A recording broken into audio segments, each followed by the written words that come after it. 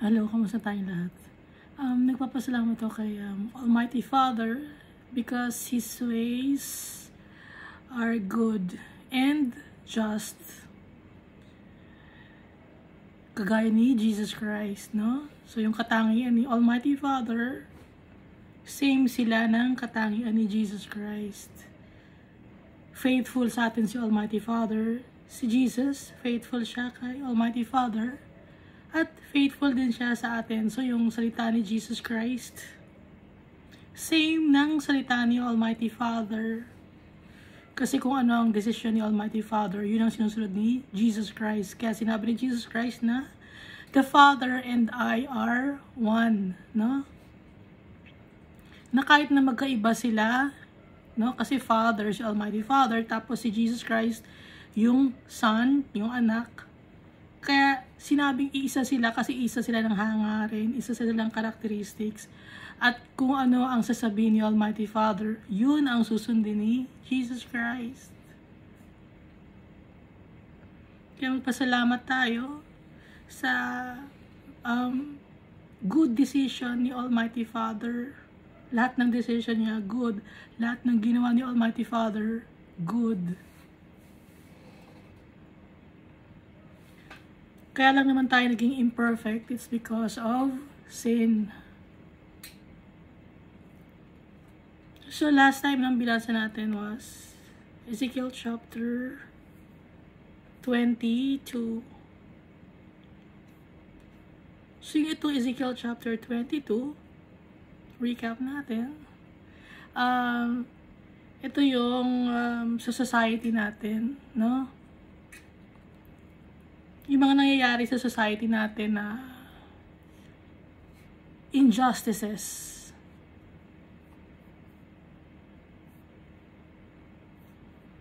Yung mga ayaw ni Almighty Father, yung mga abominations, yung ang pinaka-ugat kasi ng kasalanan ng tao, yung pride, no? Doon nag-uumpisa lagi sa pride. Bakit mo gustong gumanda? Kasi pag maganda ako ang sikat, gano'n. Bakit mo gustong yumaman? Pag yumaman ako, lahat akin, sikat ako. No, gano'n kasi pride, ako ang titingalain nila. Yun ang laging napuno ang dulo ng kasalanan. Kaya may mga magnanakaw, no? Kasi kaya sila nagnanakaw para makakuha ng madaming pera, para makaangat sa buhay dahil gusto nila ng pride, no? Maging sikat, bigyan ng importansya. Hindi alam ng tao na importante tayo kay Almighty Father. Hindi alam ng tao yun. Kung ngayon alam niya na, no? Yung ibang tao hindi nila alam yun na tayo ay importante. Yung iba, sinisira nila ang katawan nila sa pamamagitan ng droga at sa copulation, no? Sinisira nila yung katawan nila kasi naman gusto nila ng validation. Kasi pag validated ka ng tao, mataas ang tingin mo sa sarili mo, nagkakaroon ka ng pride, no? Kaya nga yung alphabet genders, kaya nga ang tawag nila sa kanila, 'di ba? Pag naglalakad sila sa kalye, pag sama-sama sila, ang tawag nila may GAY pride. Na? Kasi nga yun ang gusto ng tao, pride.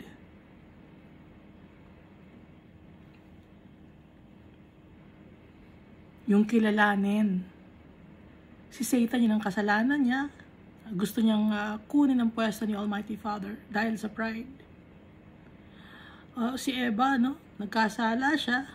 Gusto niya maging matalino dahil sa pride kasi akala niya niloloko siya. So ma-pride siya. Akala niya niloloko siya ni Almighty Father. Kaya nagpa-tempt siya sa ahas.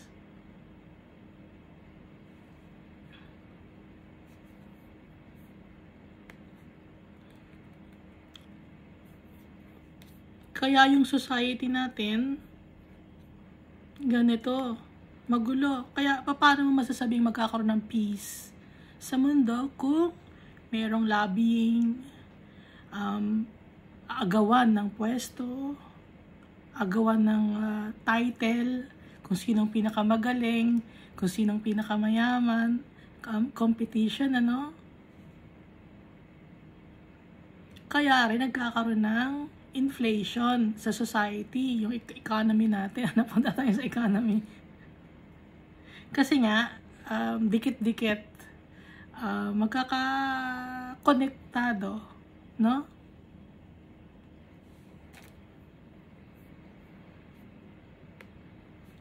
At saka yung inflation, ano yan? Peke yun. Hindi yun totoo. Ginagawa lang yun ng tao. Bakit nagkaka-inflation? Sasabihin, nagkukulang ng oil. Pero pag dumami naman ang oil, hindi naman bumababa ang presyo ng sagad na presyo, di ba? Di ba tumaas ang presyo? O di pag bumaba na ang oil, pag madami ng oil, bababa na namin ang presyo. Pero hindi pa rin, no? Hindi pa rin binababa.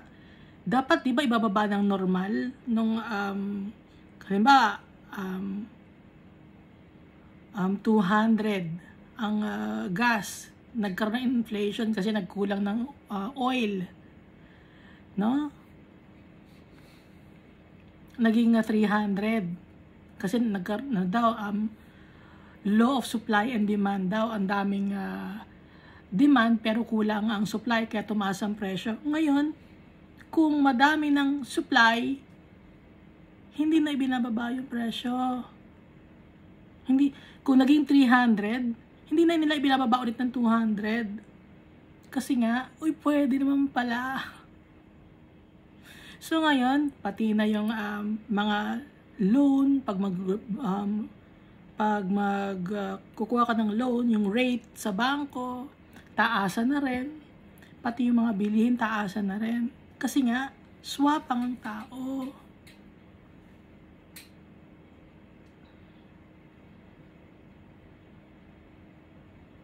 Hindi lang naman yung mga businessman ang swapang. Lahat naman tayo. Ha? Lahat tayo. Makasalanan kasi tayo. Pero kung hingi tayong tawad kay Almighty Father, magpapakumbaba tayo, papatawarin tayo ni Almighty Father, at ititigilan natin yung ating kaswapangan. Yung pagkaganid. Selfishness. Lagi nating inisip kasi yung sarili natin, ano? Nung time nung sa Egypt, nung umalis sa Egypt yung mga Israelites, ang ginawa nila yung manna, di ba? Ang sabi ng Almighty Father, every day magpapadala ako ng manna from heaven para makain kayo. Anong ginawa ng tao? Nag-ipon na nag-ipon. Naging uod, no? Inuod yung manna. Dahil nga swapang ang tao, bukas wala na itong tayong makain, hindi tayo bigyan ni Almighty Father, so ipunin na natin to. Swapang talaga, hindi nagtitiwala kay Almighty Father. Ganun ang tao. Noon pa man, hanggang ngayon. Kaya, yung kasalanan natin, hindi na natapos. Dahil wala tayong tiwala sa tatay natin, dahil gusto natin laging mauna or maging number one.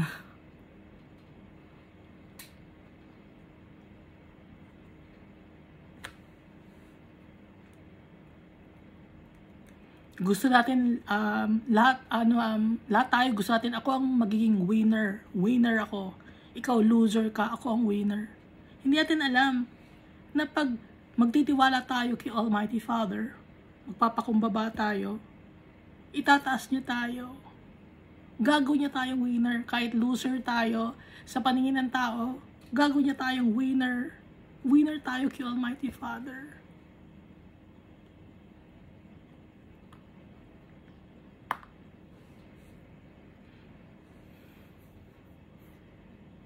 Hindi man nakikita ng mundo, no, na akala ng mundo loser ka.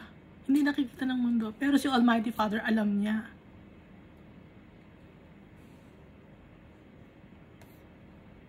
Kasi ang nakikita lang ng mundo na to, yung physical, yung material, yung mga tangible, yun lang ang alam ng tao. Pero yung spiritual aspect, yung si Almighty Father, si Jesus Christ, hindi alam ng mga tao.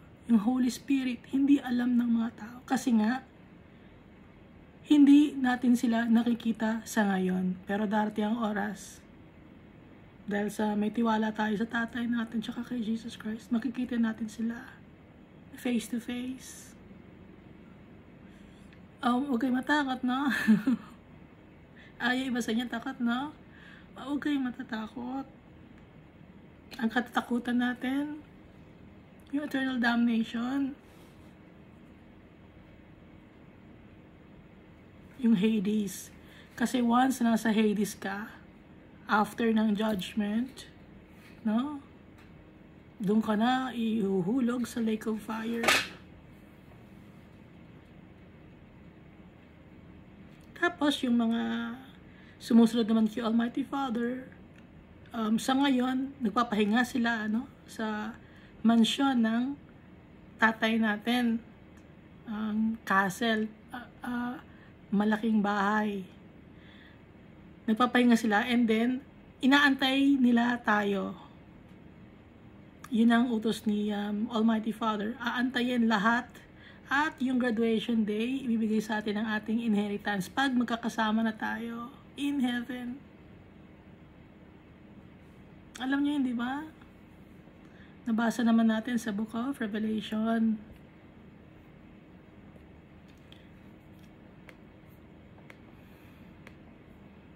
Kaya wag tayong makiayon sa society.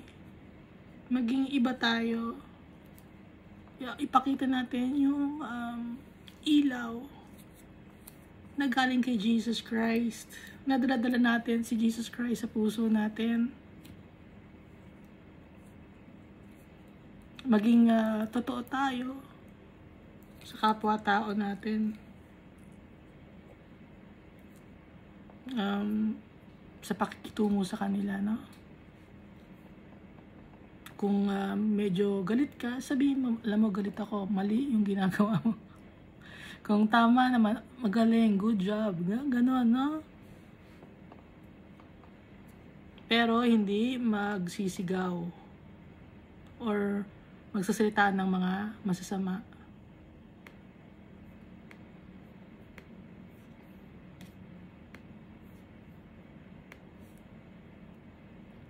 So, lahat na ng aspeto ng society natin, government, yung mga judiciary, executive, at saka yung local government, ano pa ba yun? Executive, judiciary, ano pa ba yun? Local government ba tawag doon?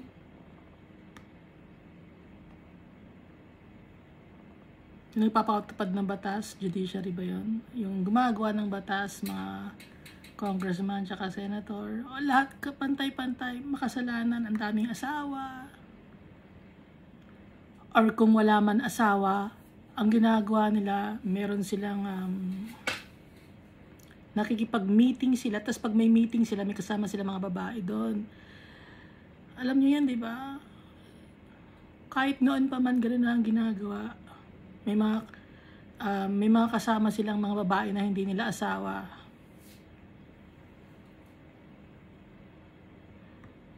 Ganon ka dumi ang mundo natin. Kasi mga babae naman pumapayag naman, o yung mga lalaki pumapayag kasi may bayad na pera.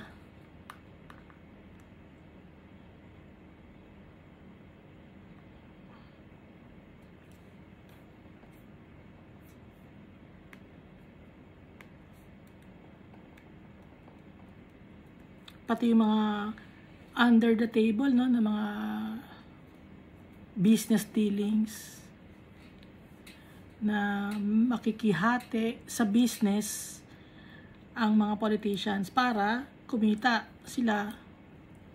Kahit wala silang puhunan, ang puhunan nila, pangalan nila, yung posisyon nila, yun ang puhunan nila. Kahit mga general, ganun ang ginagawa.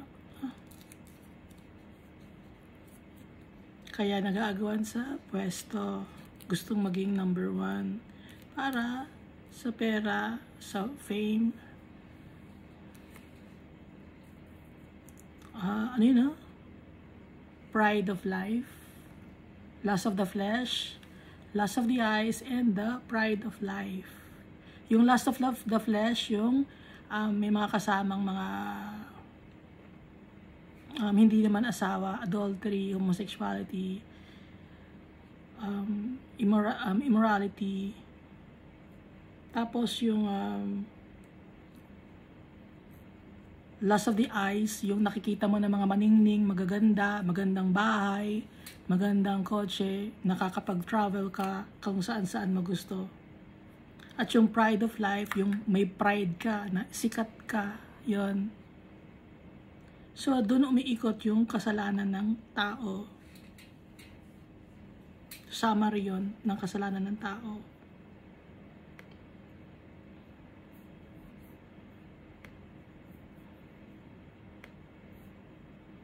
So, dito na tayo sa Ezekiel chapter 23.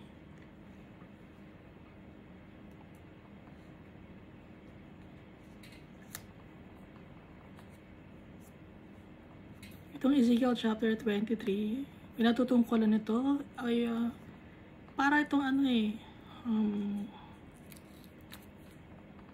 personification, no? Figures of speech na binigay ni Almighty Father kay Ezekiel. The word of the Lord came again to me saying, Son of man, there were two women, the daughters of one mother. So merong dalawang babae. Kinuwento ni Almighty Father kay Ezekiel.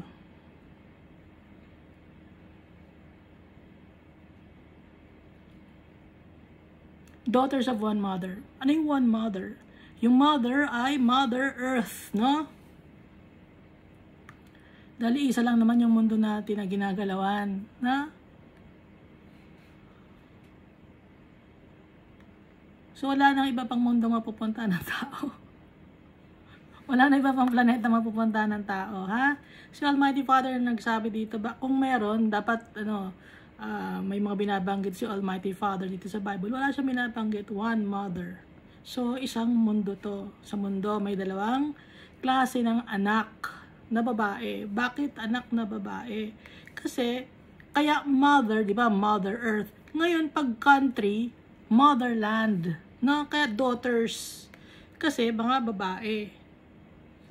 Baka magalit ang mga mga alphabet genders, no? Pero itong totoo ha? Dalawa lang ang gender, no? Kasi kung madami, nandito sa Bible yon. Pero, nakalagay dito sa Bible, dalawa lang ang gender. At kung may iba ka pang gender, hindi matatanggap ni Almighty Father yon, kasi that's sexual immorality. Kaya madami sa mga alphabet genders ang ayaw nila kay Almighty Father. Galit sila kay Almighty Father, galit sila kay Jesus. So, anong ginagawa nila? Sa iba silang belief nagpupunta. Yung sa, kung ano mang mga belief or religion or denomination, sila pwede. Pero pag kay Almighty Father, tsaka kay Jesus Christ, tsaka sa Holy Spirit, hindi pwede yung ganon.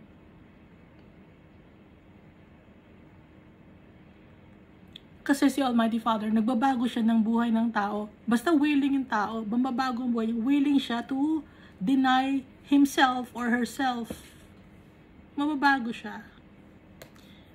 So, balik na tayo dito, no? Kaya ang binabanggit dito ay daughters and mother. Kasi motherland, tsaka earth. They committed harlotry in Egypt. They committed harlotry in their youth. Their breasts were there embraced, their virgin bosom was there pressed.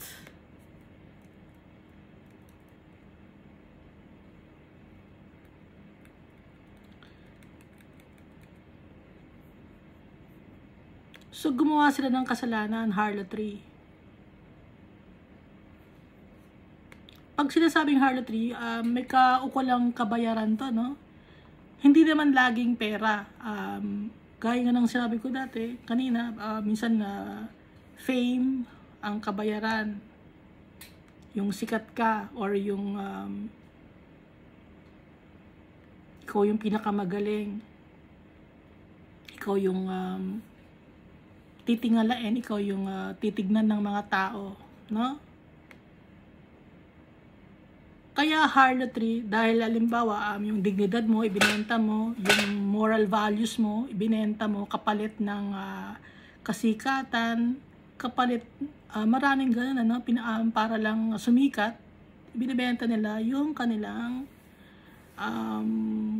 sarili or yung integridad nila. So, yung mga politicians ganun, binibenta nila yung integridad nila. Nagsisinungaling sila para makakuha ng madaming pera. Para sumikat sila.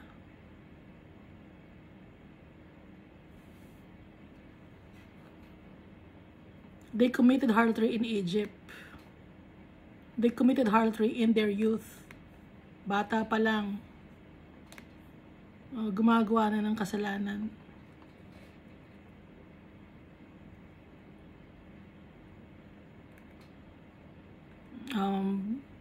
Buong pagkatao, kasalanan ang ginagawa. So, ang pangalan ng dalawang magkapatid na babae o ang dalawang daughters or motherland or group of people, Ohola, the elder, and Oholiba or Oholiba, her sister. So, ang panganay ay si Ohola. Ohola means her tent. Alam naman natin na yung time na sa Egypt, from Egypt, tapos pupunta sila ng Promised Land, nakatira sa tent yung mga Israelites. Kaya, her tent. At saka yung si Almighty Father, yung temple niya, nang unang inutos niya, gawa sa tent yon. At saka tent, sinisimbolize nito ay isang bahay.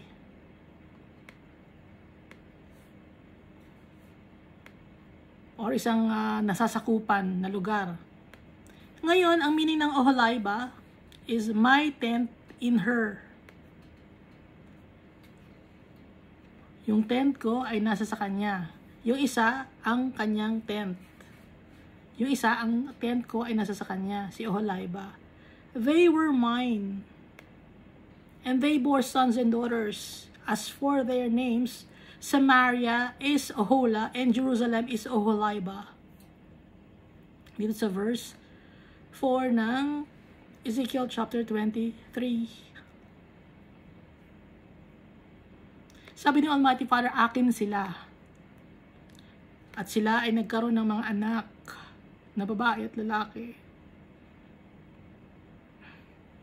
Walang binabanggit na ibang gender, di ba? Babae at lalaki lang. As for their names, si Ohola ay sinisimbolo ni Samaria. At si Oholiba ang sinisimbolo ay ang Jerusalem.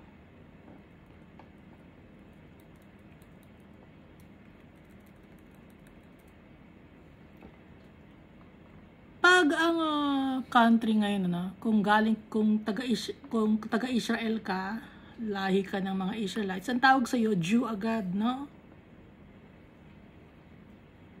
Kahit hindi kalahi ni Judah, yung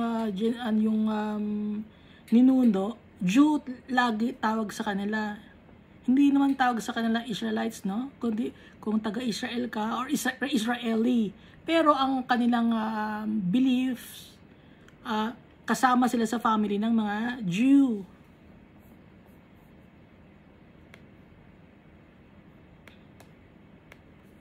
Ngayon itong si Samaria, siya si Ohola. So magkaibang lugar sila, di ba? Sa Israel. Yung isa nasa Samaria, yung isa Jerusalem. Yung Jerusalem, City of Peace. Itong Samaria, may lahi siya ni Abraham, Isaac, and Jacob. Pero hindi siya pure. Pero itong si Jerusalem, pure siya na lahi ni Judah.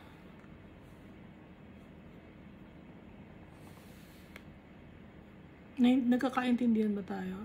So, itong si Samaria is Gentile. Kasali tayo sa mga Gentile. Ang Jerusalem, ito ay ang mga Jews.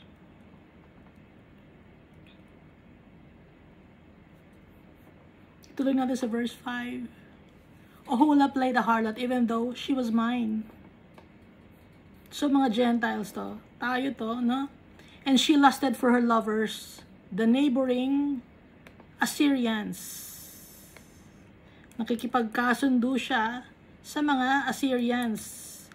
Alam naman natin ng mga Assyrians ay sinisimbolo nun ay mga makakasalanan na tao, mga sumasamba sa mga gods and goddesses.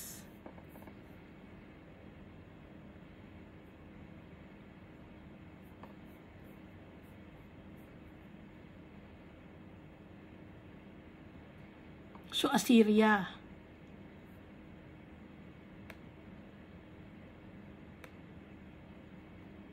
Ang language nila ay Syriac, Sureth, Toroyo. Yun ang salita nila.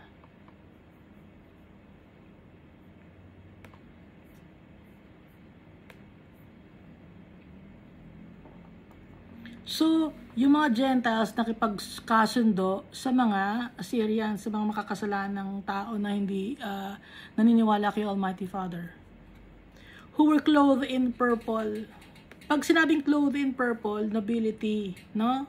Na mga mayayaman, captains and rulers, all of them, desirable young men, horsemen riding in horses, nakipagkasundo sa mga sa mayamang lugar. Ibinenta niya yung kanyang dignidad sa mga mayayaman na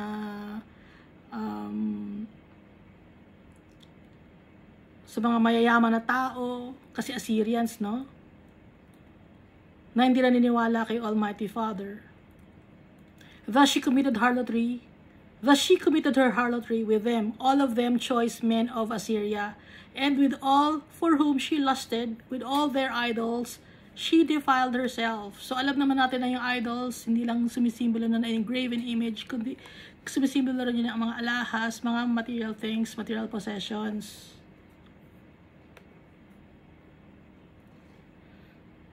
Mga damit na magaganda, bahay na marangya, buhay na marangya, ganon.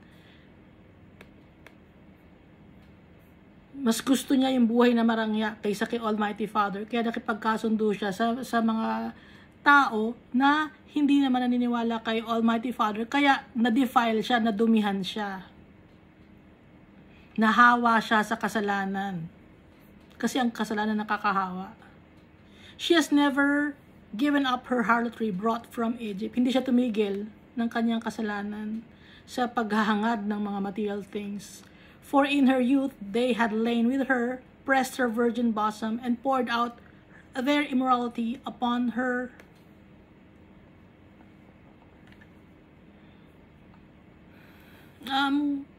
Laging binabanggit ni Almighty Father ang immorality, harlotry, kasi kadumihan yon. Kasi palit-palit. Kung gagawin nating literal, palit-palit ka ng partner.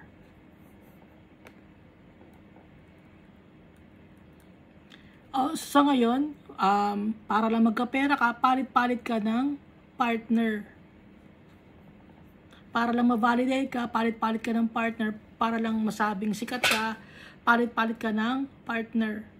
Ngayon, dito sa sinasabi ni Almighty Father, para lang yumaman ka, yung dignidad mo, tinanggal mo na, yung kahihiyan mo, tinanggal mo na yung kahihiyan mo, hindi ka na nahiya.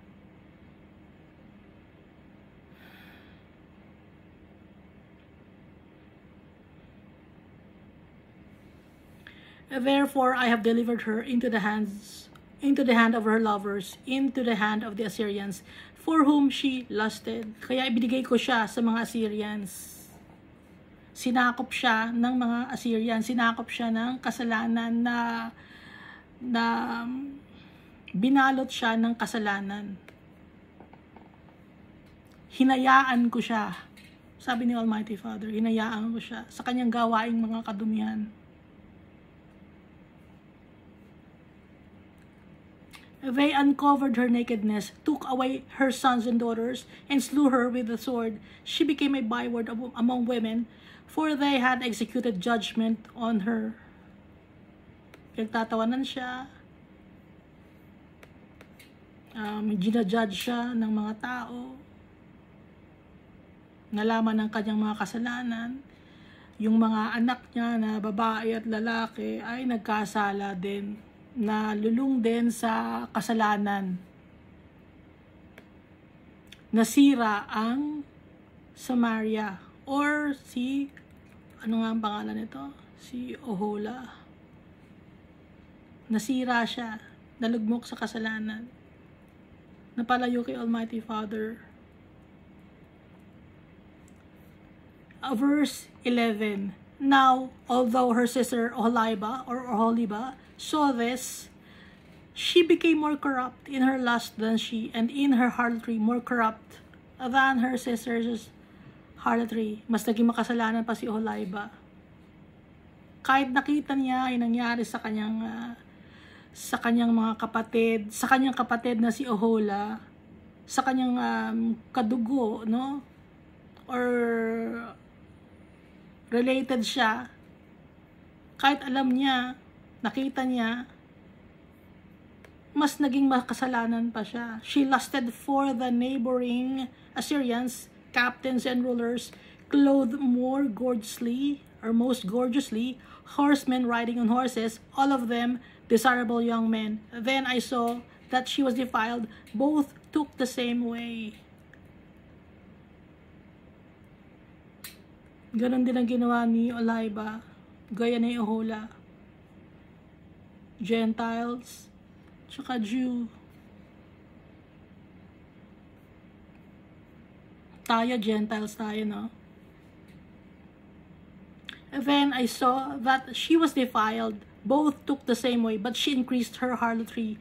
She looked at men portrayed on the wall, images of Chaldeans portrayed in vermilion, girded with belts around their waists, flowing turbans on their heads. So, karangyaan ang binabanggit dito. Nakikita niya may mga magagandang images, mga statues, mga lugar na magaganda, mga damit, kagamitan na magaganda, flowing turbans on their heads, all of them looking like captains in the manner of the Babylonians of Chaldea, the land of their nativity.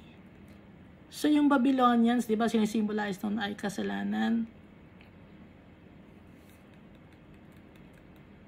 So, nalugmok din sa kasalanan si Oholiba.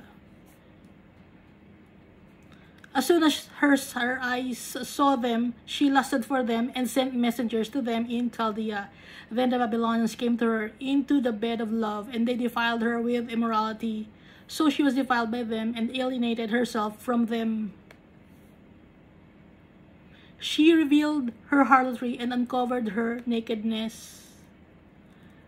Then I alienated myself from her as I had alienated myself from her sister. Sabi ni Almighty Father, nung nakita kong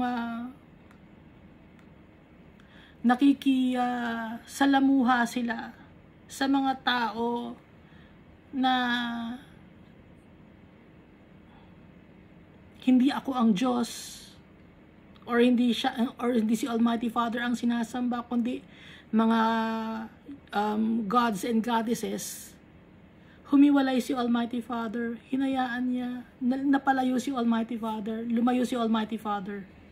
Kasi ayaw ni Almighty Father ng kadumihan. Hindi pwede maidikit si Almighty Father sa kadumihan. Malinis si Almighty Father.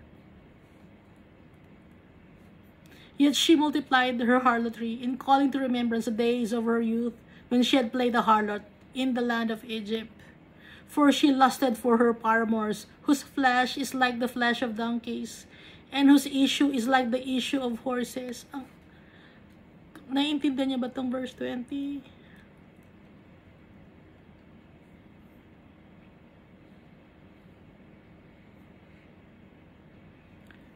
masakit yung sinasabi ni Almighty Father, na naiintindihan niyo ba na nasasaktan ba? Hindi ko alam kung naiintindihan niyo. Pag binabasa ko kasi nasasaktan ako, naiintindihan ko. Kaya gusto ko rin maintindihan ninyo. Kaso itong word na to, hindi ko to pwedeng masabi ng diretso. No? Sa verse 20, basahin nyo. Ezekiel chapter 23, verse 20. For she lusted for her paramours, whose flesh is like the flesh of donkeys, and whose issue is like the issue of horses. Prangka si Almighty Father. Totoo siya magsalita, hindi niya pinapaganda yung kanyang salita. Kung galit siya, galit siya. Dediretsahin niya yung tao. Dediretsahin niya yung mga tao. Tayo, dinediretsa niya ng salita. Hindi niya pinapaganda. Hindi siya nag-sugar coating, hindi baka masaktan siyang anak ko. Hindi ganun, dinediretsa niya para magbago tayo. Sinasabi niya yung totoo. Kasi minsan na pag ginagawa natin ng isang bagay na kasalanan, hindi natin alam na, akala natin normal. Pero pag sinabi na sa'yo, ay, ano nang bastos ka na. Ganon, di ba? May ganon ako nakita ng tao.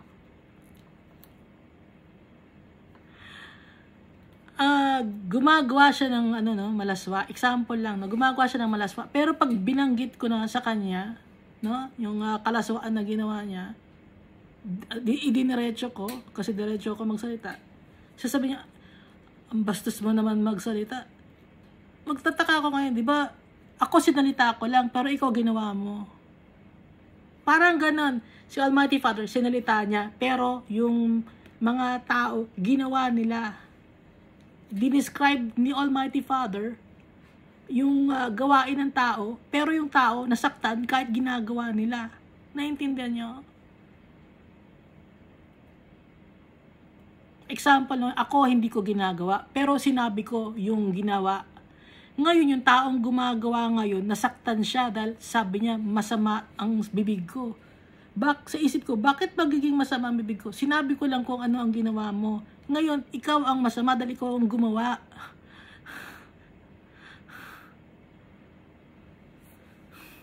So, ito yung ibig sabihin, si Almighty Father, kahit masama yung pagkakasabi ng Almighty Father dahil sa pagbabasa natin, parang ba't gano'n nagsalita si Almighty Father?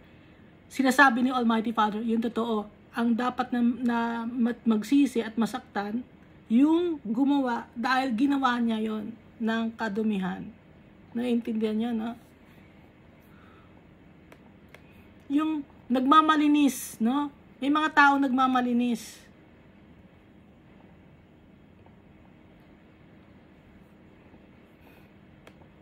Si Almighty Father, diretso siya magsalita. Alam niya kasi si Almighty Father, malinis siya. Diretso, gito ang ginawa mo. Ha?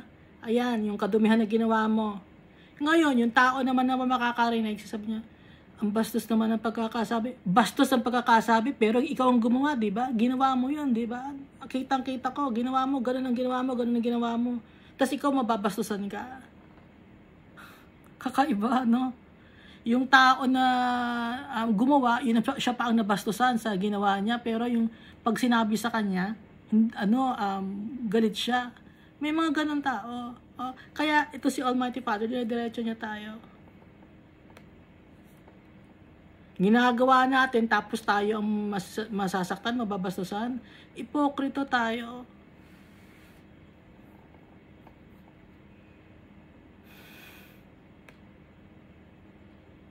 Verse 21, thus you call to remembrance the lewdness of your youth, when the Egyptians pressed your bosom because of your youthful breasts.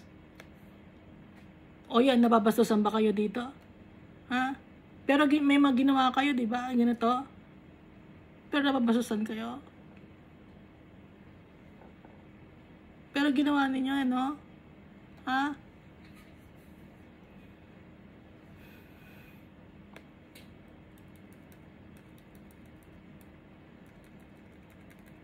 Si Almighty Father, nagsasabi siya lang ng totoo. Yung totoo. Verse 22, therefore, Oholiba, thus says the Lord God, behold, I'll stir up your lovers against you, from whom you have alienated yourself, and I will bring them against you from every side.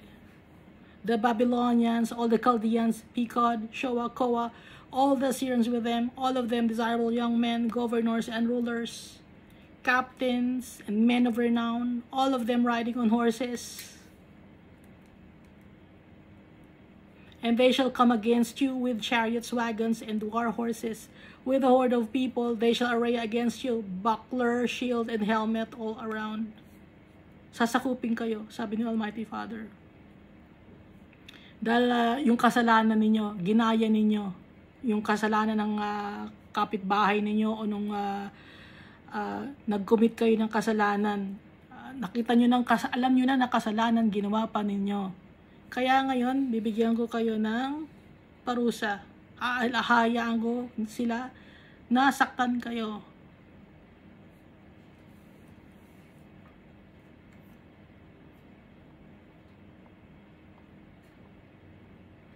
I will delegate judgment to them, and they shall judge you according to their judgments.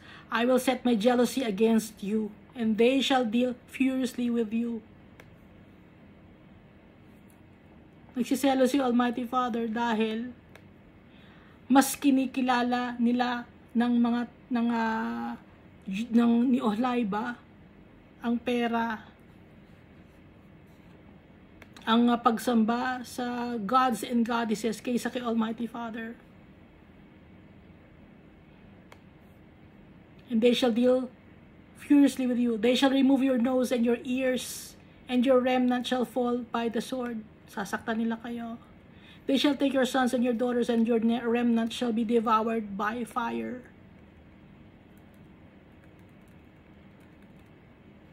They shall also strip you of your clothes and take away your beautiful jewelry. Sasakupin nila kayo, yung mga anak ninyo, kukunin nila, gagawin nilang mga alipin, ganon.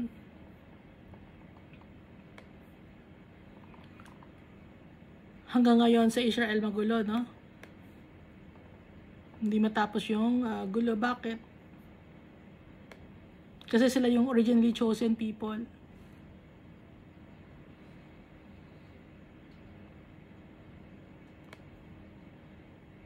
Pero nagkasala sila. I didn't acknowledge Jesus Christ. Kaya hindi matapos ang gulo.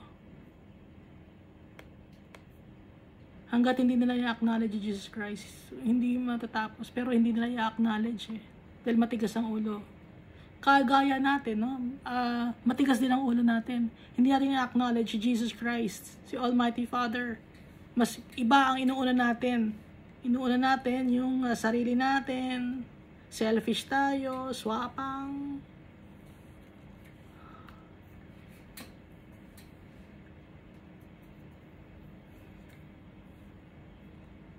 Wala na tayong inisip kundi yung kung ano yung pagkakaperahan, kung paano dinidisregard natin yung kapwa-tao natin, kung anong mararamdaman ng kapwa-tao natin. Basta tayo, maging sikat tayo. Bahala sila, basta tayo, sikat tayo, mayaman tayo. Apihin natin sila, basta tayo, sikat tayo, mayaman tayo, marami tayong pera. Ganon, ha? Harlotry. Kaya, si Almighty Father, inaalaw niya na makaranas ng trials and tribulations ang mga tao.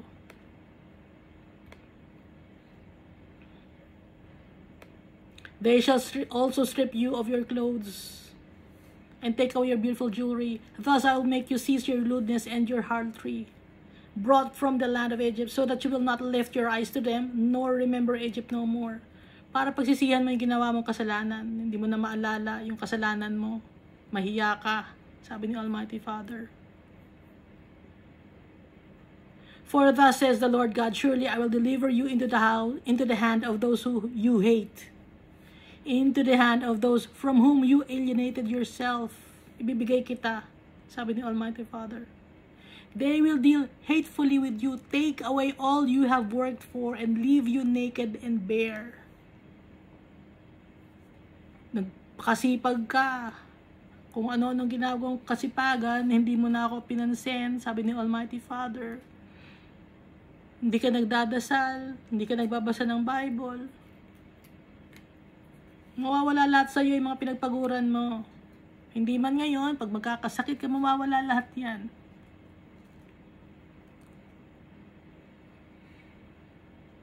Pero minsan, agad-agad kinukuha ni Almighty Father.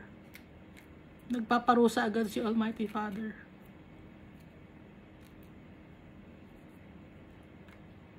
Dahil alam ni Almighty Father, kung may pag-asa pa ang isang tao, hindi na may pag-asa pa to eh. Pag wala nang nakikita na, wala nang pag-asa ang anak ko. Kailangang matapos na yung kanyang kadumihan or kasalanan na ginagawa sa mundo na to. So, kaya ngayon, may chance pa tayo.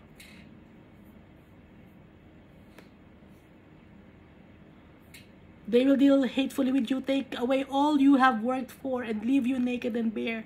The nakedness of your harlotry shall be uncovered, both your lewdness and your harlotry. Malalaman ng mga katao yung kahihiyan mo. Pagtatawanan ka nila. Hahayaan ko yun na pagtawanan ka ng mga tao. Apihin ka ng mga tao. I will do these things to you because you have gone as a harlot after the Gentiles, because you have become defiled by their idols. Hahayaan ko mangyari sa ito kasi you have gone as a harlot after the Gentiles, because you have become defiled. Nadumihan ka ng kanilang mga idols, ng kanilang mga Diyos-Diyosan. You have walked in the way of your sister, therefore I will put her cup in your hand. Kung ano ang ibinigay ko na parusa sa iyong kapatid na si Samaria, na si Ohola, ibibigay ko rin sa iyon. Pareho kayo. Ibibigay ko sa iyo yung cup na nasa kamay niya. Thus says the Lord God, you shall drink of your sister's cup, the deep and wide one. You shall be laughed to scorn and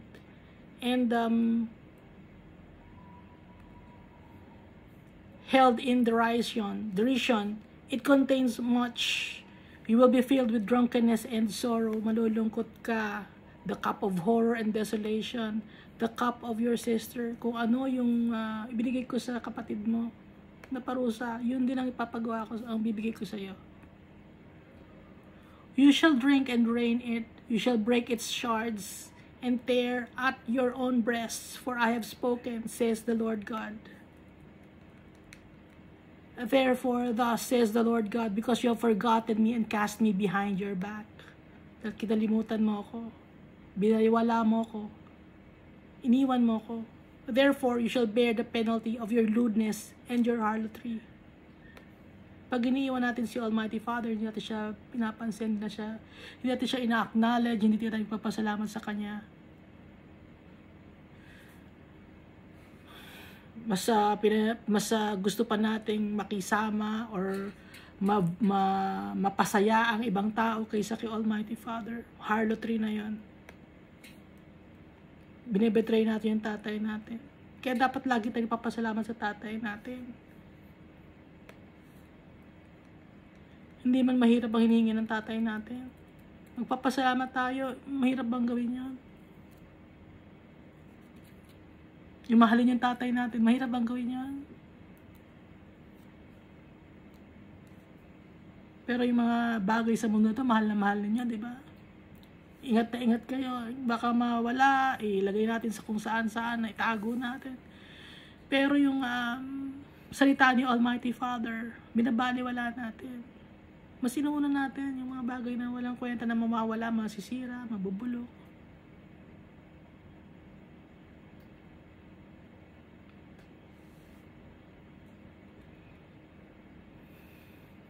The Lord also said to me, Son of man, will you judge Ohola and Oholiba? Then declare to them their abominations. Sabihin mo sa kanila kung ano ang kanilang mga karumal-dumal na ginawa. Mga kadumihan. Sabi ng Almighty Father, pagsabihan mo sila. For they have committed adultery, and blood is on their hands. They have committed adultery with their idols, and even sacrificed their sons, whom they bore to me, passing them through the fire to devour them. Pati yung mga anak nila, tinuruan nila. Nahawa na sa kanila yung anak nila ng kadumihan. Hindi nila tinuturuan ng mabuting asal. Hindi nila tinuturuan na ako ang Diyos.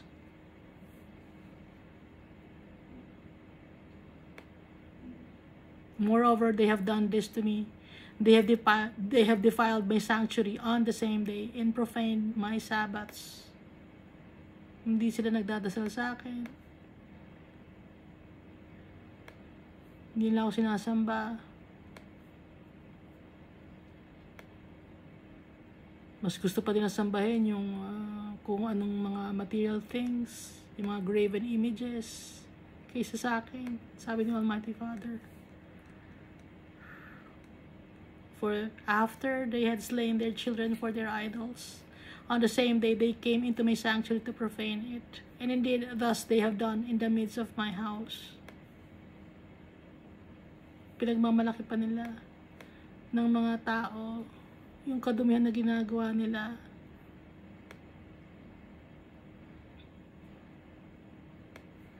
Pag yung anak mo hindi mo tuturuan ng tama, no? Hindi mo binigyan ng magandang paliwanag tungkol kay Almighty Father, para mo na ibata yung anak mo.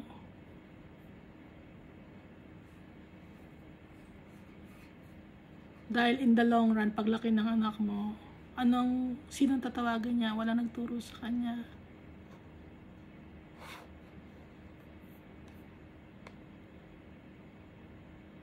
Mapapariwara siya.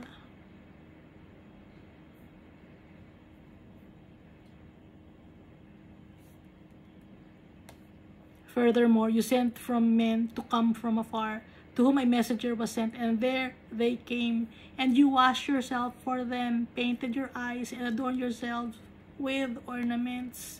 Nung may mga darating na mga messenger, nung dumating sila, nilinis mo yung sarili mo, ginandahan mo yung mata mo, nag-makeup ka, lagyan mo ng alahas yung sarili mo.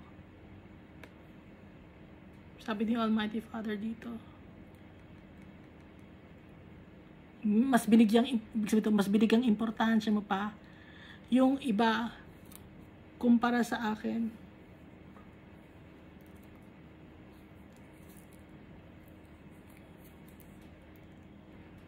You sat on a stately couch with a table prepared before it, on which you had set my incense and my oil.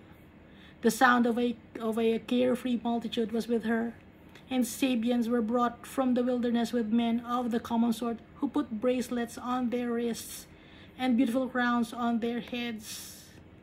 Then I said concerning her, who had grown old in adulteries which they commit with her now, and she with them, tumanda sa kasalanan, tumanda ng hindi naghihingi ng tawad, tumanda ng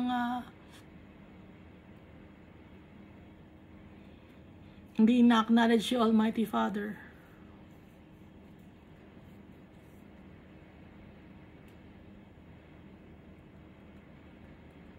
Lumipas ang panahon, ayaw pa rin sambahin si Almighty Father. Mas gusto pa yung Diyos ang sambahin. Ibang mga tao, ibang mga halaman, sinasamba yun. Halaman, hayop, sinasamba. Yung araw, yung buwan, sinasamba ng mga tao.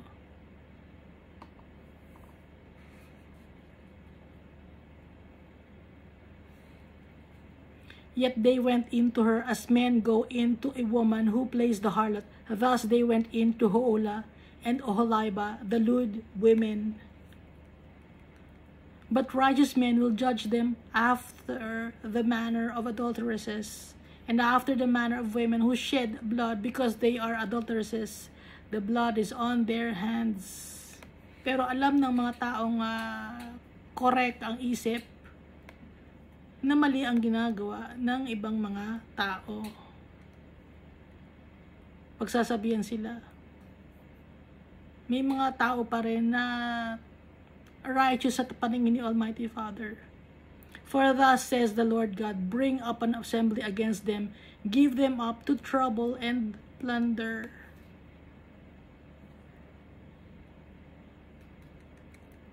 The assembly shall stone them with stones, and execute them with swords, and they shall slay their sons and their daughters, and burn their houses with fire. Thus I will cause lewdness to cease from the land, that all women may be taught not to practice your lewdness. They shall repay you for your lewdness, and you shall pay for your adulterous sins. Then you shall know that I am the Lord God.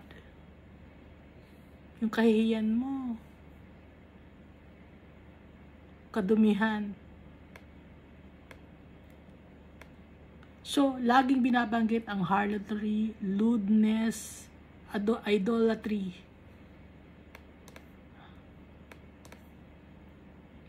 Kasi pag ganun, dinudumihan yung sarili, no? Kasi, importante tayo kay Almighty Father. Buong pagkatao natin, hindi tayo ang may-ari. Kahit yung kaluluwa natin, hindi tayo ang may-ari.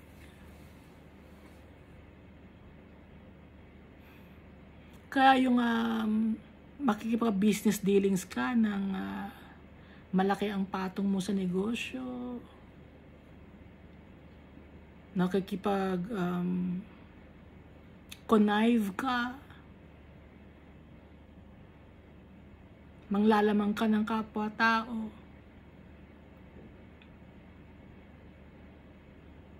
mas inuuna mo pa yung mga bagay na hindi importante kaysa magdasal, magpasalamat kay Almighty Father. Gusto ni Almighty Father, siya ang priority natin. Every morning, pray. Read the Bible. Wala akong binabanggit na iba pa na basahin ninyo, kundi Bible. Kung wala kayong Bible na papel, online Bible, madali naman eh. Kung gusto, no, may paraan talaga. Kung ayaw, may dadahilan, no? Ganun, di ba? Kung gusto, may magagawa ng paraan yan. Gusto mo eh, lahat gagawin mo. Kung ayaw, magdadahilan ka. Ay, kasi ganito, ganon. Mahirap, kailangan pa ako mag-connect sa internet, kailangan ko pang i-download ng app, pero kakapaglaro ka naman ng mga kung ano na sa internet, diba? Kung ano na mga babae na mga babae, mga sumasaya ang titignan mo sa internet, diba? Pero yung yung malaki kasi ang file ng Bible, kaya hindi ko malaki ang file ng Bible. Pero yung mga file ng mga picture ng mga babae at mga video ng mga babae sa cellphone mo o sa laptop mo o sa desktop mo, hindi ka na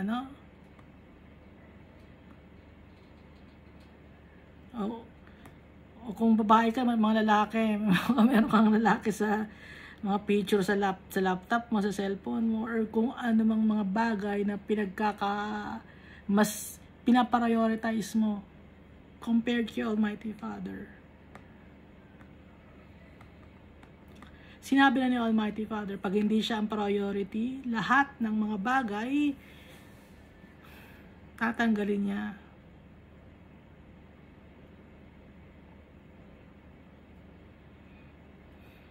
Magiging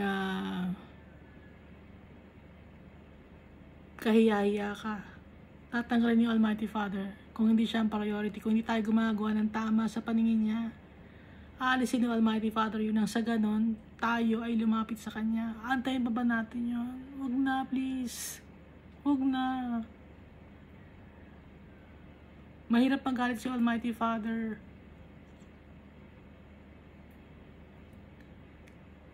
Huwag na natin antayin magalit yung tatay natin.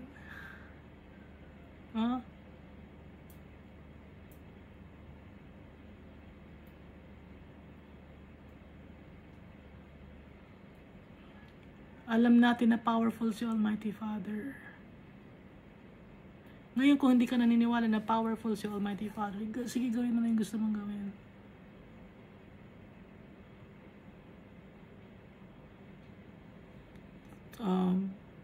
Binabasahan ko kayo ng Bible, nagbibigay lang ako ng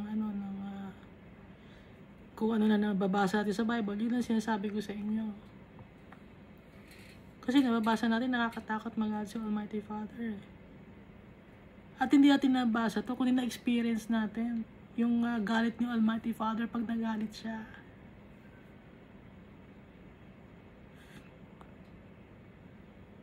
Akala kasi natin minsan dahil tao tayo, mayaman, sikat, invincible na tayo, no? Hindi invisible, invincible. Alam niyo ibig sabihin ng invincible, no? Akala niyo yun talagang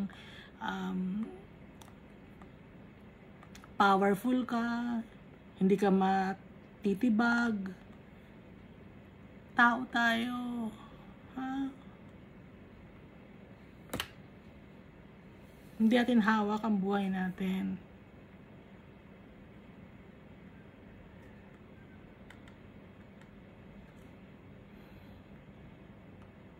Ngayon, kung naiinggit ka sa ibang mga tao na sikat, na mayaman, huwag kang mainggit.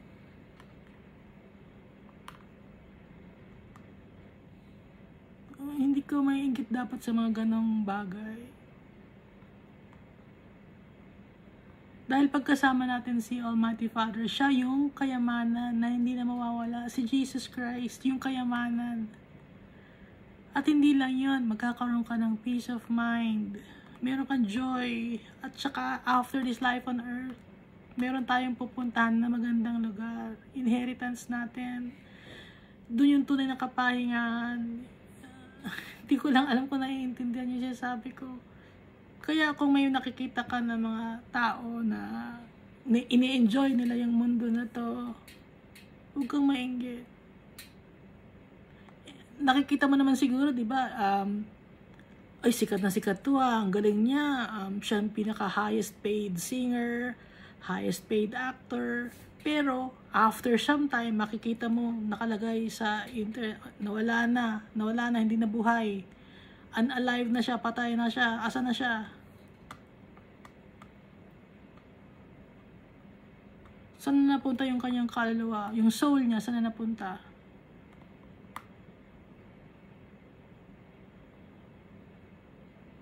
Ang dami ko nakikita kasi sa internet na mga sikat to Ang galing niya, ang dami na niyang mga movies, ang dami niyang mga songs na sikat. Tapos, asa na siya ngayon? Ito ba siya? O ano na lang, buto na lang. Ewan ko kung buto pa o may inuod na yung katawan. So, yung soul ang importante. Iba-iba tayo ng path dito sa mundo na to. Hindi lahat magiging mayaman, hindi lahat mahirap. Iba-iba. Pero, may mga mahirap na masaya sila. May mga mayaman na malungkot sila. Okay? Or may mga mayaman, kahit masaya sila, may sakit naman sila. Okay? May mahirap, kahit mahirap sila, wala silang sakit. Naiintindihan ninyo? Iba-iba yung trials natin dito sa mundo na to, yung mga test sa atin iba-iba, iba-iba yung path natin. Kaya hindi dapat mag-inggitan. Yung buti pa siya, ganun ang buhay niya. Huwag ganun. Hindi mo alam ang pinagdadaanan ng bawat isa sa atin. Minsan may kaingitan ka, hindi mo alam, may sakit pala. O kinaingitan mo, ano yung kinaingitan mo? Yung sakit niya? Huwag ganun.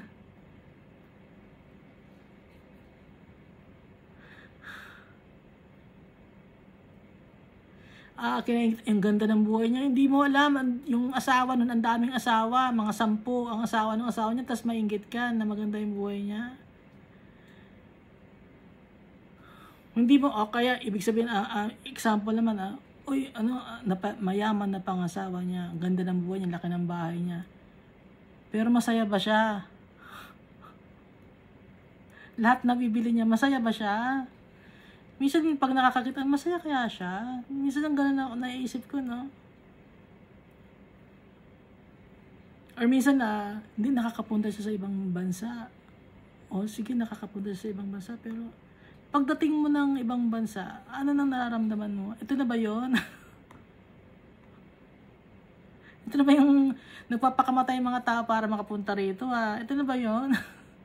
Kasi naramdaman ko yun. Nagpunta ako sa ibang lugar. Ito na ba yun? Parang hindi naman eh. Parang wala lang, ganun. May mas maganda tayong pupuntahan. May mas magandang kayamanan, si Jesus Christ, si Almighty Father, yung bahay in heaven. In my Father's house there are many mansions. Sabi ni Jesus Christ. Pero hindi mansion, tingin ko malaki, mas malaki pa sa mansion. Ang tingin lang ni Jesus Christ, mansion. Pero yung tingin ko hindi mansion, para mga ang tawag doon, yung castle. Ano yung Tagalog ng castle? Castillo, no? Parang castillo. Parang hindi lang mansion ang tingin ko, castillo na crystal. Sa sobrang ningning, parang crystal pero kasi sobrang ningning niya Hindi ko ma-describe, basta sobrang ningning siya. Yung mga bahay, madami. Hindi siya mansion, mas malaki pa sa mansion. Ang description lang ni Jesus, mansion. Kasi, ang tingin lang kasi nga, si Jesus, taga doon siya sa heaven. Kaya, sanay na siya na ang tingin niya doon, mansion. Dahil hindi tayo sanay doon, pag nakita natin, ang makikita natin, sabi ni Jesus mansion, tingin niya mansion. Sa akin, parang castle to na napakadami. Na matatangkad na malalaki, na makinang. Yun ang nakaprepare na bahay para sa atin. Sabi ko, Lord, ang pangit ng bahay ko sa mundo. Sabi ko, sabi ni Almighty Father, anak, may bahay ka na tutuluyan sa akin. Mas maganda yung bahay mo, kaya huwag ka mag-aalala. Tsaka, minsan sabi ko, Lord, wala na akong damit. Bibigyan pa rin kita damit, pero pag sa heaven, maganda na yung damit mo. Hindi ka na magpapalit-palit pa na gusto mong, kasi tayo, no, gusto natin lagi palit-palit ng damit, di ba? Maganda damit natin, palit-palit tayo. Hindi tayo masatisfy. Ngayon, pagkasama natin si Almighty Father, masasatisfy na tayo. Sa buhay natin dito sa mundo, hindi tayo satisfied, no? Alam ba, meron ka ng kotse, gusto ko pa mas magandang kotse, gusto ko pa magkaroon ng airplane, gusto ko pa magkaroon ng spaceship. Gusto niyo palaki ng palaki, no, yung pangarap ng tao. Pero, kasi nga, hindi tayo ma-satisfy. Alam ba, may bahay ka na, gusto ko pa mas malaking bahay. Pag may bahay ka na, gusto ko pa magkaroon ng isa pang bahay sa ibang bansa. Hindi ma-satisfy ang tao. Kasi nga, makakapag-satisfy lang sa atin si Jesus Christ, siya kasi Almighty Father. Pagkasama natin siya, satisfied na tayo. Wala na tayong hahanapin pa, wala tayong hihilingin pa. So sa heaven, anong gagawin natin? Sasambahin natin yung tatay natin, pasasalamatan natin siya, kasama natin yung family natin. Celebration. Masaya. Kasama yung tatay natin, siya ang mag-iingat sa atin. Ang tingin niya sa atin, kahit matanda na tayo, bata pa rin ang tingin niya sa atin. Dahil creation niya tayo, anak niya tayo. Kaya kung may mga ibang mga tao na gaya ng nanay ko, no, hindi niya nakasama yung kanyang mga magulang, yung, hindi nga niya maalala ang itsura ng kanyang tatay at nanay, huwag mag-aalala yung mga taong orphan, kasi in heaven, yun yung totoong tatay natin, yun yung totoong nag-aalaga sa atin. Hindi kulang ang pagmamahal ni Almighty Father sa atin. Sobra-sobra pa. Sobra-sobra. Nag-uumapang ang pagmamahal ni Almighty Father sa atin. Kaya nga, dito, nagagalit si Almighty Father. Pinagsasabihan niya, yung mga anak niya, na ba't siya binebetray? Puro kabutihan na binibigay ni Almighty Father sa atin, pero gumagawa pa rin tayo ng kasalanan. Iniiwan natin siya. Lahat nagkasala. Si Oholibah at saka si Ohola. So, parehong nagkasala. Lahat ng tao dito sa mundo, pantay-pantay, lahat makasalanan. Ibig sabihin nitong Ezekiel chapter 23, lahat makasalanan. Yung mga chosen people, makasalanan. Yung Jerusalem, makasalanan. Pati mga Gentiles, makasalanan din. Lahat tayo, kailangan nating masave, kailangan nating maging malinis.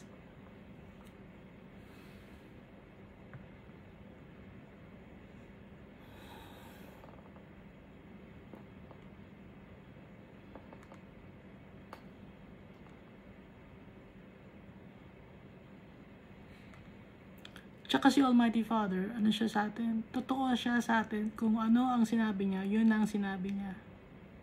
Walang dahilan para magsinungaling sa atin ng tatay natin. Walang dahilan para i-sugarcoat niya yung mga salita. Walang dahilan para gawin niyang politically correct yung mga salita na sinasabi niya. Dahil lang kahit kasi ang mga tao, baguhin man natin yung words. Pag binago mo yung words, yun pa rin naman ang ibig sabihin nun, di ba? O bakit magbabaguhin pa yung words? Para walang masaktan? Kung hindi masasaktan ang tao, hindi matututo. Kailangan pa talagang, ang tao talaga kailangan talagang masaktan para matuto pa no? Ganun ang tao Kasi nga matigas ang ulo natin, makasalanan tayo. Kailangan natin lahat si Jesus Christ. Para maging malinis tayo sa paningin ni Almighty Father.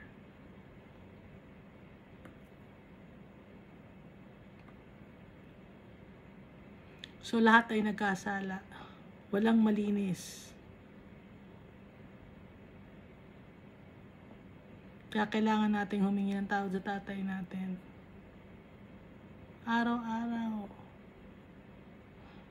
Kausapin natin siya. Para hindi siya magtampo sa atin. Para alam ni Almighty Father na nirespeto natin siya, na mahal natin siya.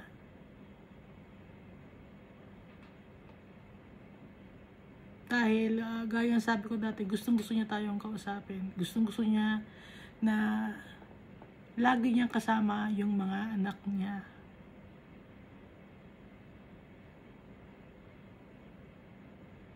Kung tayo dito sa lupa, gusto natin kasama yung mga anak natin, kung may mga anak kayo, no? Gusto niyo kasama anak niyo, di ba? Mas lalo na si Almighty Father.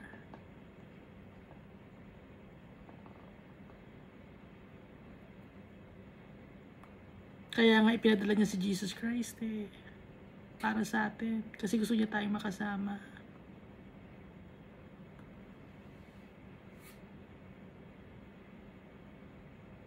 Yung buhay natin dito sa mundo, saglit lang to. Mabilis lang. Ang bilis ng panahon. Mabilis ang panahon. Ngayon, matanda na tayo. Mabilis ang panahon, no? Naalala nyo ba, bata pa kayo dati, ngayon tanda na. O kailan pa ba tayo magbabago, magtitiwala kay Almighty Father? Kailan pa? Pag nasa deathbed na, saka ka pa magtitiwala kay Almighty Father? Alam ni Almighty Father yung natin, yung utak natin kung paano gumana. Kasi siya ang naggawa sa atin Alam niya kung sincere tayo o hindi. Kaya pinagsasabi niya tayo rito kasi kailangan na natin malaman ang meaning nitong Book of Ezekiel. Yung galit niya sa mga tao, sa mga nagtatraidor sa kanya, sa mga hindi siya ina-acknowledge, sa mga hindi nananalangin, hindi siya kinikilala. Kaya magpasalamat tayo kay Almighty Father dahil tinuturuan niya tayo. Ibig sabihin, mahal niya tayo, kanya niya tayo tinuturuan. Gusto niya tayong ituwid. Kaya mga masasakit ang salita na ito para matamaan tayo, masaktan tayo, para matuto tayo. So, lahat ng ito ginagawa ni Almighty Father dahil sa pagmamahal niya. Lahat, puro pagmamahal ni Almighty Father, lahat. Ginawa niya tayo dahil gusto niya magmahal.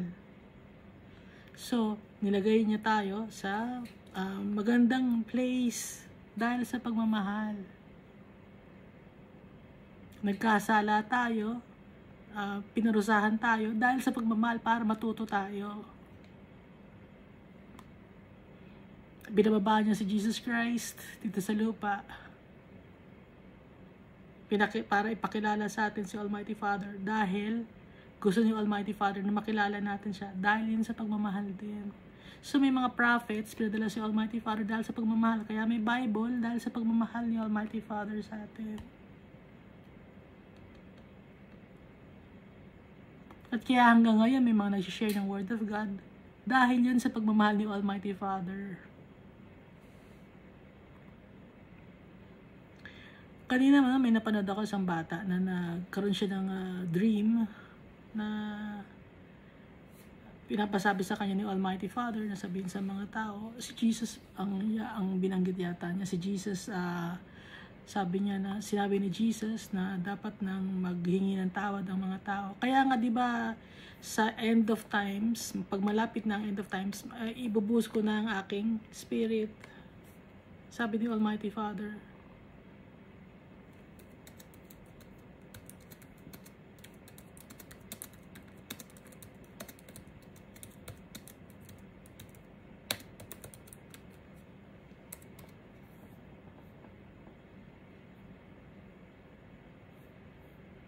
Acts chapter 2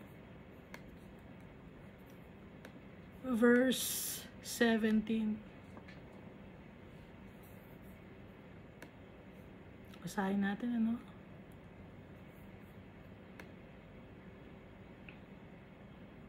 last days na kasi.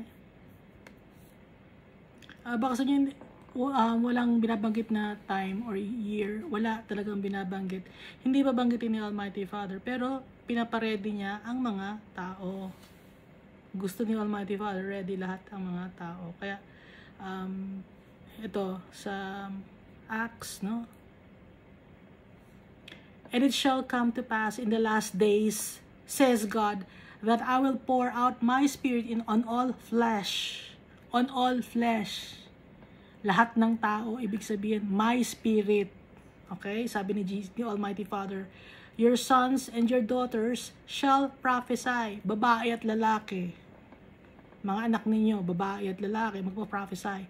Your young men shall see visions. Yung mga lalaki, makakasikita ng mga visions. Your old men shall dream dreams. Yung iba naman na mga matatanda, makakaroon ng panaginip ng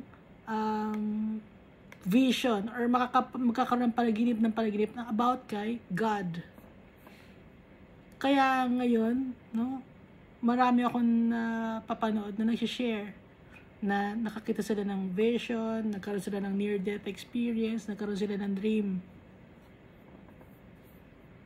Yung mga dream na yun, hindi baliwala yun. Kasi galing yun kay Almighty Father. Kung yung dream na yun at yung vision na yun ay in line sa nakalagay sa Bible.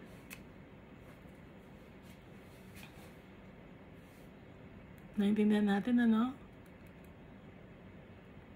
So, kung hindi tayo maniniwala, kung ayaw yung maniwala, nasa sa inyo yun. Kung maniniwala kayo, nasa sa inyo rin yun. Pero, kung maniwala man kayo o hindi, ang importante, magtiwala tayo kay Almighty Father tsaka kay Jesus Christ. Dahil yon sa mahal na mahal nila tayo. Thank you and God loves us all so much.